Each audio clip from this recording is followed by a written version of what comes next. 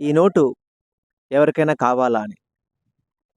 ఆ క్లాస్ రూమ్‌లో ఉన్నటువంటి విద్యార్థులందరూ గూడా అందరూ చేత్తారు. మాకు కావాలి, మాకు కావాలి, మాకు కావాలి అని.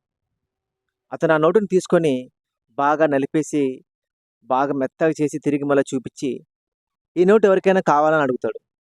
మళ్ళీ గూడా అందరూ మాకు కావాలి, మాకు కావాలి అంటారు.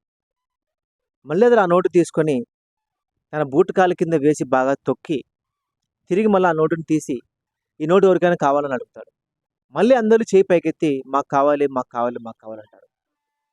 మళ్ళీ అతడు ఆ నోటు తీసుకొని దాని మీద దుమ్మంతా పోసేసి, మళ్ళా ఆ నోటు తీసి వాళ్ళకి "ఇదెవరికైనా కావాలని" అడుగుతాడు. మళ్ళీ అందరూ "మాకు కావాలి" అంటారు.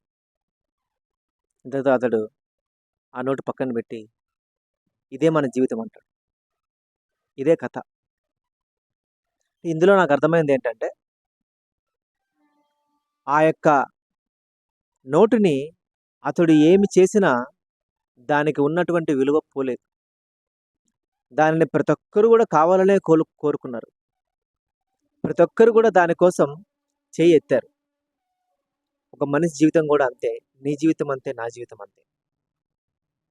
దాన్ని అర్థం చేసుకోవడంలోనే పరమార్థం దాగింది. అంటే మన జీవితంలోకి ఎన్ని అవమానాలొచ్చినా, మన జీవితాన్ని ఎంత నలిపినా, మన జీవితం పైన ఎందరు ఎన్ని దుమ్మెత్తి పోసినా, మన జీవితానికంటూ ఒక అర్థం ఉంటుంది. ఒక విలువుంటుంది.